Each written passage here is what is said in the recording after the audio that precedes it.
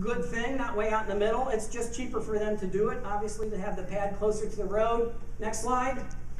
And here are some facts, and I'll read these to you. They're about 5 to 7 acres, but they can be 15 to 20 acres. We've got some pretty big pads in Carroll County. So that little 1-2 acres, if any of the landmen tell you that, just say go away.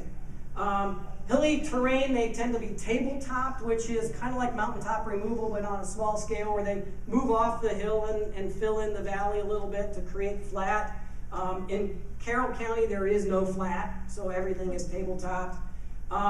We've already had one legal battle over placement, and most of the generic contracts have in there that it says that the landowner and the driller will work together to determine appropriate placement. But there's always this clause that it will be not unreasonably withheld. But in this particular situation, the farmer, who was an older guy and had been written up in No Frack Almanac, had a contract. He had a copy of the map, and he had an X on the map where the well was supposed to go. That's not where they put it. So he said, wait a minute, this is where it's supposed to be. And they said, well, that's not where we want it, you know.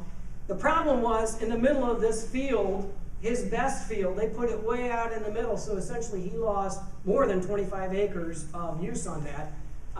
One of my favorite pieces is he tried to work the process, but at one point he just got fed up, so he went and got his manure spreaders and he blocked everything off.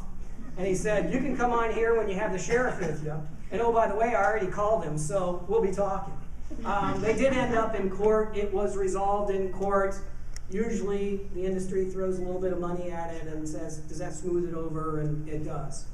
The big thing here, and again, if you start talking to landmen, they'll talk about how it gets reclaimed, and all that will be there is this little, well valve at the top. And we'll talk about that a little bit later. Just keep that in the back of your mind, because that pad stays there until the play is done. Okay? Next slide. Another thing, this is one of the early wells, and I know it's probably hard to see from the back, but you've got the pad, you've got a couple of things that look like little ponds going off of that. I don't know whether you can tell, but those little ponds are full of water.